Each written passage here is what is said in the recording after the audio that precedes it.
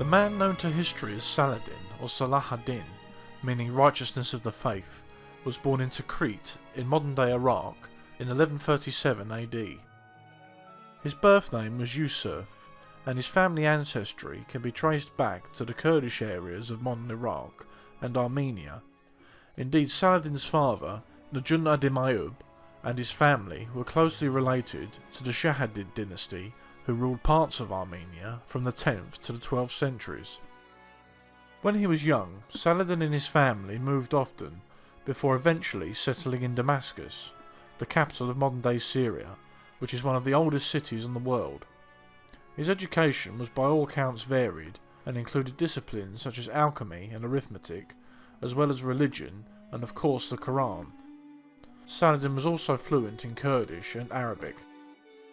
He at first showed greater interest in learning religion rather than strategy and tactics, but he was then placed under the tutelage of his uncle, Asad ad-Din Shukr, who was an important military commander within Damascus. During this time, Saladin started to learn the rudiments of military command, which would stand him in great stead over the coming years and decades. There was a pressing necessity for the Islamic world in the Middle East to become more capable militarily, as during the First Crusade, in the final years of the 11th century, European Christians had established various kingdoms in the Holy Land, most notably the Principality of Antioch and the Kingdom of Jerusalem. Islam, since its founding in the 6th century, has spread rapidly through various caliphates, which were in essence areas of the Muslim world which swore allegiance to religious leaders or caliphs. These caliphs were either chosen in the case of Sunni Muslims, or in the case of Shia Muslims were descended from the Prophet Muhammad himself. Muslim rulers would then reign over their respective territories, but still held allegiance to their caliphs, either Sunni or Shia. A good comparison would be how medieval France or England were states in their own right, but swore religious allegiance to the papacy. Indeed, to understand the balance of power in the Middle East at the time, it is necessary to also keep in mind the power struggle between Sunni and Shia caliphates, as well as the various Muslim states or empires and the Crusader states themselves. By the time of Saladin's birth, however, the Seljuk Empire, which was largely Turkish in origin, ruled over much of the Middle East, while the Fatimid dynasty ruled over Egypt and eastern North Africa. Saladin, as mentioned previously, was of Turkish origin, and lived his early life within the borders of an area of modern-day northern Iraq, which was ruled at the time by the Zengid dynasty.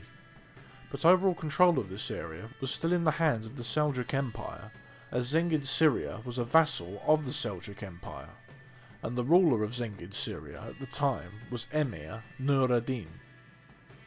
Saladin's destiny, however, and the majority of the events of his life, would take place further south, instead focusing on Egypt and the Holy Land, where he would found a new dynasty in his own name and change the course of history of the Middle East and beyond. In 1163, the vizier or political ruler of the Egyptian Fatimid Caliph, Al-Adid, a man named Shawar, was driven out of Egypt by his rival named Durjam, after a power struggle had broken out between them. Shawar then asked the ruler of Syria, Nur ad-Din, to aid him in regaining power. Nur ad-Din agreed and sent his general, Shukr, along with the 26-year-old Saladin to intervene in Egypt. The expedition was successful and Shawar was reinstated as vizier, but Shukr then refused to withdraw his army from the region. Syria's leader, Nur ad-Din, had used the Fatimid weakness in Egypt to his own advantage and then took de facto control over the country, effectively making Shukr ruler in Egypt. Another source of tension between Egypt and Syria was that the Fatimids in Egypt were Shia Muslims, and the Zengids in Syria were Sunni Muslims. Shias believed that their rulers should be direct descendants of the Prophet Muhammad, while Sunnis, including Saladin, believed Muhammad's successors should be chosen from the community of his followers. Shawar had felt betrayed by Shukr and the Syrian Sunni forces remaining in his country, and then appealed to the Christian king in Jerusalem, Ulmaric I, to intervene. This resulted in Shawar and Ulmaric joining forces and besieging Shukr in the city of Bilbais. However, Shirkuh and Saladin's leader in Syria, Nur ad-Din, in turn moved his forces against the Crusader state of Antioch and then captured the Count of Tripoli, Raymond III, in the Battle of Harim. Tripoli was another Crusader state, but was also the vassal of Jerusalem at the time, meaning that Almaric and his forces had to abandon the siege and race north to aid Raymond and secure their northern borders against Syria. Shirkuh also evacuated his forces north into Syria to aid his master, thusly meaning that the Fatimid dynasty and Shawar remained in power for the time being. However, in 1166, Shirkuh and Saladin returned once again in order to regain control of Egypt, prompting Shawar to call on King Almaric again for aid in fighting them. King Almaric had the initial advantage as his naval forces had control of the eastern Mediterranean, meaning he was able to arrive in Cairo and join forces with Shawar and the Fatimids before Shirkuh and Saladin could reach Egypt over land. This resulted in the Battle of al-Babain, in which Saladin commanded the right wing of the Zengid Syrian forces. The confrontation proved to be bloody and inconclusive in its outcome, however, and eventually the Syrians tried to escape Egypt via the port of Alexandria, but were blocked by Almaric's fleet. Shirkuh and Saladin then agreed a truce to leave Egypt on the condition that King Almaric did the same. This suited Shawar and the Fatimids as they remained in power, and also suited Almaric as he retained a weak but friendly neighbour on his southern border in the shape of Egypt. Almaric then made a mistake which would eventually prove fatal to his ambitions of ruling Egypt, and the success of the Crusades as a whole. Instead of continuing his support of Fatimid Egypt, he instead chose to invade it while it was weak, and did so in 1168, taking the city of Bilbais and massacring its inhabitants. Shawar then changed sides again in desperation and appealed to Syria for aid. Shirkuh and Saladin then returned to Egypt, and being faced with an enemy both in front and behind him, Almaric was forced to withdraw to Jerusalem.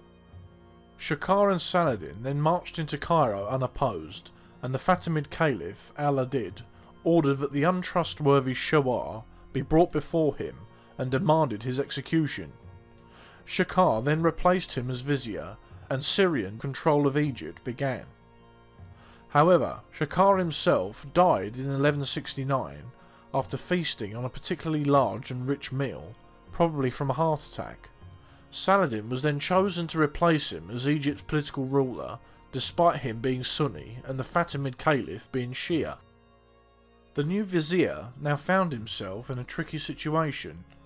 Not only was he a Sunni in a Shia-controlled land, but he was also effectively a foreign occupier, and now had split loyalties between his master in Cairo, al-Adid, and his other master in Syria, Nur ad-Din, and there was great suspicion and resistance to his rule from all sides. However, Saladin proved himself to be an extremely effective ruler of Egypt, and started to reform its governance, as well as foiling an assassination attempt on his life, and crushing an uprising of black African soldiers and their co-conspirators within the Fatimid regime. He also sought to undermine the Fatimid dynasty itself by encouraging the spread of Sunni Islam, as well as gradually gaining and retaining greater control over the affairs of state. His undoubted ability as ruler both strengthened his own position and that of Egypt as a whole, and also meant that the Crusader states were now surrounded by hostile Muslim powers. Saladin then increased his reputation still further by defeating a large Crusader Byzantine naval force in the first siege of Damietta in 1169, in which his forces successfully prevented their Christian enemies from invading Egypt. King Almaric had realised that the unification of Syria and Egypt would potentially mean doom for the Crusader states, and had, along with the Byzantines, assembled a massive naval force to invade Egypt. They were largely prevented from landing, however, and Saladin, with the help of reinforcements, fire ships and the weather, defeated the invasion force. With his power base in Egypt more secure than ever, Saladin now went on the offensive and attacked the Kingdom of Jerusalem. His forces then besieged Duram, which is now Deir al-Balah in modern-day Palestine, and when King Almaric came to the aid of the town, Saladin evaded them and attacked and sacked the city of Gaza instead. Then, in the summer of 1171, the last Fatimid Shia Caliph, Al-Adid, fell ill and shortly afterwards died. Denying Al-Adid's children the right to succeed him, Saladin seized power and realigned Egypt under the Sunni Abbasid Caliphate based in Baghdad. This ended the Shia Fatimid dynasty, and in 1174 Saladin proclaimed himself Sultan in Egypt, which started his family's reign in the country, or the Ayyubid Sultanate or dynasty. Saladin's former master Nur ad-Din was greatly concerned by his former servant's rise to power, and then planned to attack Egypt in order to claim the region for himself. Word reached Saladin of the preparations, however, and he began gathering his forces outside Cairo. Nur ad-Din then died, making his young son As-Salih Ismail al-Malik his successor. This weakened the Zengid dynasty's rule over Syria, however, as al-Salih was too young and too weak to govern its territories effectively. This caused infighting amongst the Syrian emirs or nobles, which further weakened the country. Saladin then seized upon the infighting within Syria, and after a call for aid from the Emir of Damascus against his rivals, entered Syria and gradually took control of the various cities and strongholds throughout the land. He then laid siege to Aleppo, where As-Salih was sheltering. The Zengid Emir of Mosul, Salif al-Adin, then sent an army to relieve Aleppo and met Saladin's forces in the Battle of the Horns of Hama on the 13th of April 1175, in which the Zengids were crushed. This left Saladin in near total control over Syria, and shortly afterwards he was proclaimed king in Syria and sultan of both Egypt and Syria. Over the coming months, Saladin further consolidated his control over Syria and eventually forced As-Salih to accept his domain over his father's former territories. He then returned to Cairo in the late summer of 1177, as he had been absent for nearly 2 years, and set about rebuilding the city's defences and overseeing the various affairs of state which had been neglected in his absence. The old king of Jerusalem, Almeric I, had died of dysentery in 1174, meaning that his young son, Baldwin IV, was now king in Jerusalem. The young king was only 13 years of age, so his uncle, Raymond III of Tripoli, ruled as regent in his stead until Baldwin was of age. Raymond then signed a peace treaty with Saladin the following year. Baldwin then ascended to the throne 2 years after his father's death, but was not expected to live for long, as he was a leper. Leprosy was a bacterial infection which was spread from person to person by ingesting bodily fluids. These bacteria, or Mycobacterium leprae, would produce no initial symptoms, but would eventually lead to the victim suffering from inflammation of the nerve endings and body tissues, often resulting in loss of feeling or the ability to feel pain. This would then result in the infected person not noticing wounds or infections, leading to the loss of limbs as well as reoccurring serious infections. But the young king did not allow the infection to deter him from his duty as monarch, and sought throughout his reign to rule his kingdom the best he could. Then, in November 1177, Saladin set out on a military raid in Palestine in response to Crusader incursions towards Damascus, which thusly broke the treaty between him and the Crusaders. His 26,000-strong force then marched on the coastal city of Ascalon, and then dispersed into the surrounding areas, raiding and sacking local settlements as far east as Jerusalem itself. King Baldwin then rode to the aid of Ascalon, and Saladin allowed him to enter the city, thinking that he had Baldwin contained, and left a portion of his force to hold the Crusaders in the city, whilst he marched towards Jerusalem himself. But Saladin's containing force proved to be too weak, and Baldwin broke out of Ascalon and pursued Saladin's forces before catching up with him on the 25th of November, taking the Sultan by surprise. Being unprepared for the attack, the Crusaders quickly destroyed the Muslim army, and Saladin himself resorted to fleeing the Battle of Montgisard on the back of a camel. The conflict continued over the coming months, and Saladin claimed revenge for Montgisard by defeating Baldwin in various engagements, as well as sacking the fortress of Jacob's Ford. In 1180, however, King Baldwin sent emissaries to Saladin requesting a peace treaty. The Sultan then accepted, largely down to the fact that a drought and poor harvest had weakened his supplies from Egypt. Over the coming years, Saladin used the lull in the fighting with the Crusaders to further consolidate his power and attempt to gain control over Mosul in Iraq from its remaining Zengid rulers, but this eventually failed, and the Zengid dynasty would remain in power in the region until the Mongols overran it in 1250 AD. Saladin did, however, secure and capture the city of Aleppo, making his control over Syria now complete. In 1183, King Baldwin had his nephew, who was also named Baldwin, crowned as joint monarch in Jerusalem. The boy was the son of King Baldwin's sister Sibylla of Jerusalem, whose first husband, William of Montferrat, had died in 1177.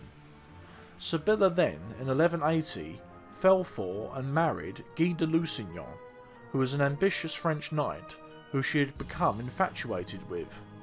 But King Baldwin distrusted both Sibylla and Guy de Lusignan and greatly feared for the future of the succession, and tried on various occasions to have their marriage annulled. But both Sibylla and Guy remained together, and their marriage and rise to power would eventually have disastrous consequences for them both and the kingdom of Jerusalem as a whole. King Baldwin then succumbed to his leprosy and died on the 16th of March 1185, aged just 24, making his nephew Baldwin V king in Jerusalem. But the kingdom was once again placed under the regency of the ever-present Raymond of Tripoli. The boy king was poorly himself, however, and died a little after a year after his predecessor, meaning that his mother Sibylla, as next in line, and Guy de Lusignan, ascended to the throne. Over the coming years, both the Crusader armies and Saladin's forces faced off against each other, both waiting for the other to make a mistake. Then, in 1187, one of Guy de Lusignan's followers, a knight named Reynald de Chatillon, raided a Muslim caravan despite a truce being in place between the Crusaders and Saladin. Some accounts even claim that the Sultan's own sister was raped during the raid, prompting Saladin to swear that he would kill de Chatillon. The Sultan then sent his own son, along with a small army, to raid the area around the city of Acre, resulting in him winning a notable victory at the Battle of Cresson. Then Saladin laid siege to the city of Tiberias, which provoked the more bloodthirsty members of Guy de Lusignan's entourage to advise the king to engage Saladin in open battle. Raymond of Tripoli, despite his own wife being trapped in the city of Tiberias, advised Guy not to engage the Muslims, but Guy ignored him and assembled the combined Crusader forces, which numbered in the region of 20,000 troops, including 1,200 knights. Saladin had also assembled a massive force of around 30,000 troops and cavalry, as he had hoped to provoke a response from the Crusaders with his incursions into their territory. The Christians then, after a war council, made the decision to leave their supply base at La Sabri and attack Saladin's forces at the city of Tiberias.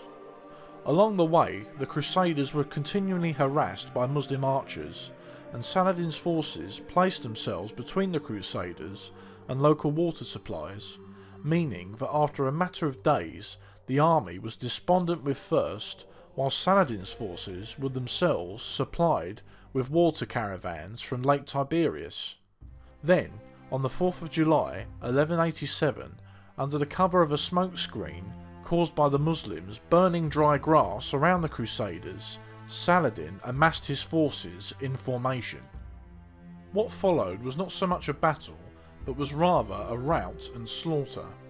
By the time fighting commenced, the Crusader army had been driven half mad with thirst and was exhausted by the long march, as well as demoralised by the fires and smoke and constant skirmishing. Instead of forming a battle line and concentrating on attacking the Muslims, the Crusader army was more concerned in reaching Lake Tiberias to take on water. This resulted in the near complete collapse of the army as an organised fighting force, with many troops fleeing the field whenever they could, and the remainder being forced to beg for mercy from the Muslims, and the others offering whatever meagre defence they could with the little energy that they had. Then, after a series of increasingly desperate charges, the Crusaders were forced back, and Guy de Lusignan himself was captured. The Battle of Hattin was an apocalyptic disaster for the Christians. As little as 3,000 nobles, knights and troops survived the confrontation, leaving the corpses of their comrades to rot and fester in the sun, covered in egg-laying flies, maggots and carrion birds. After the battle, Guy and Renaud de Chatillon, along with other high-ranking nobles, were brought to Saladin's tent.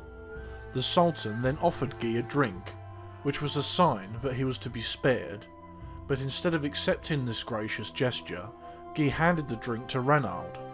Saladin then struck it from Chatillon's hand, stating that he did not offer the drink to him. What happened next differs from account to account. Some say Saladin decapitated Renaud with a single stroke of his sword, whilst others say he struck Renaud, which was a sign for his guards to execute him immediately. Whatever the truth, both Renaud and all the high-ranking nobles in the Crusader army were beheaded, along with the captured Knights Templar and Hospitaller. Guy assumed that he would be next, but the Sultan spared him, stating that kings do not kill kings, and he was then taken as a prisoner to Damascus, but was later released by Saladin in 1187. The Sultan's forces then took each Crusader stronghold in turn, as there was no army left strong enough to oppose them. He preferred to take Jerusalem itself without conflict, as a prolonged battle for the city would risk the lives of Muslims living within its walls, and also risk the destruction of Muslim holy places. The defenders of Jerusalem, led by Queen Sibylla and Balian of Ebelin, knew this, but also knew that they would be slaughtered or enslaved if the city was taken by force. Eventually, terms were agreed for the occupants of Jerusalem to leave the city unmolested, in return for a small ransom per head to be paid to the Sultan. But enough money could not be raised to pay for the freedom of the entire population, and around 18,000 of the 33,000 inhabitants were taken into slavery, whilst those who could afford the ransom made their way to the coastal city of Tyre, which was the last stronghold held by the Christians in the Holy Land. The fall of Jerusalem sent shockwaves throughout Europe. It is even said that Pope Urban III collapsed and died upon hearing the news of the defeat. The new Pope, Gregory VIII, stated that the capture of Jerusalem was punishment for the sins of Christianity, and a call to arms went out across the continent. The Holy Roman Emperor, Frederick Barbarossa, after whom Adolf Hitler's invasion of the Soviet Union was named, then raised an army and advanced through Anatolia towards the Holy Land, but whilst crossing a river, his horse slipped and the elderly king drowned. The new King of England, Richard I, then sought to raise an army himself and take the crusade, and joined up with Philip II of France to do so. Meanwhile, Guy de Lusignan, who as previously mentioned had been released by Saladin, returned to the city of Tyre and mustered an army, with which he then laid siege to the city of Acre, but for a long 2 years neither side were able to bring about a decisive defeat on the other. Then in June 1191, Richard I's 17,000-strong army arrived in Acre, replenishing the Crusader forces and consolidating their stranglehold over the city. Richard had brought with him prefabricated siege engines, which were now deployed against the walls, but Saladin's forces countered this by using Greek fire, setting them ablaze and reducing them to ashes. King Richard then offered gold to his men for every stone they could remove from the base of one of the towers in the city walls. Soon the tower collapsed, and the Crusaders charged through the gap, finally capturing the city in July 1191, whilst taking nearly 3,000 prisoners. Richard then attempted to ransom the prisoners in exchange for money and the return of the true cross, which had been captured by the Muslims in the Battle of Hattin. Saladin began to arrange payment for them, but after certain nobles were not released, Richard ordered the execution of all the Muslim prisoners, prompting Saladin to execute his own Christian prisoners in turn. Richard knew that he would be unable to capture Jerusalem without taking the port of Jaffa to the south, so in August 1191 he set out with his army along the coast so that he could easily be supplied from the sea. Richard also knew that his army depended on regular supplies of water and rested his troops at water sources, and also commanded his army to halt during the heat of the day. Saladin closely shadowed the Crusaders, all the time harassing their rear guard, until on the 7th of December 1191 he attacked Richard's army. The Muslim forces effectively surrounded the Crusaders and began to pepper them with arrows in order to provoke a response in the shape of a charge. Richard knew what Saladin was trying to do and gave strict orders to his troops not to break formation. Then the Knights Hospitaller broke ranks and flung themselves at the Muslim forces. Saladin committed more troops to the fight, but Richard had kept his heavy cavalry in reserve and then used them to flank the Muslims, causing their army to rout. Richard had secured another famous victory over Saladin at the Battle of Arsuf, and then occupied Jaffa and rebuilt the defences around the city, and then advanced towards Jerusalem. However, the Crusaders were unable to take the city, as divisions arose between the army's leaders about whether they should attack Egypt and force Saladin to surrender the city, or instead attack Jerusalem directly.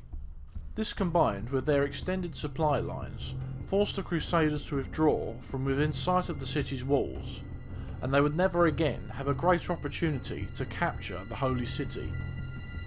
Saladin then attacked Jaffa himself, and again was defeated by the Crusaders, which forced both sides to realise that neither could defeat the other conclusively, and peace negotiations were started. This resulted in the Treaty of Jaffa, in which both sides agreed a truce for 3 years, and Christians were allowed to travel to Jerusalem as unarmed pilgrims. King Richard then left the Holy Land shortly afterwards, in October 1191, and returned home, effectively ending the Third Crusade. Although he had not won the war decisively, Saladin had kept the vast majority of his gains over the Christians, and most importantly, held the city of Jerusalem. But the Sultan was not destined to live for much longer, and less than 6 months after Richard I's departure, Saladin fell ill with a fever and died in Damascus on the 4th of March 1193. He had given away the majority of his wealth to his poorer subjects, and there was not enough money left to pay for his funeral. But he was eventually laid to rest in a mausoleum in Damascus, in the Umayyad Mosque, which is named after his dynasty, and Saladin's tomb can still be seen in Damascus to this very day. Within a few decades, Saladin rose from near total obscurity to become the most powerful leader in the Muslim world, and arguably the most powerful man in the world until the rise of Genghis Khan. Without him, the Crusaders may well have gained greater control over the Holy Land, and also, I think it is fair to assume, without the unification of Egypt and Syria, it is doubtful there would have been a regional power strong enough to withstand the Mongol invasion in the following decades. Although he was not a saint-like figure, as he is sometimes portrayed, one has to remember that during the Crusades both sides committed atrocities and massacres. But no one can deny Saladin's brilliance as a military commander and leader, and his effectiveness as a ruler. He more than any one person was responsible for the defeat of the Crusaders, and stands today as a colossus of the medieval Middle East, and is rightly revered and respected throughout the Christian and Muslim world, and is a legendary figure to this very day.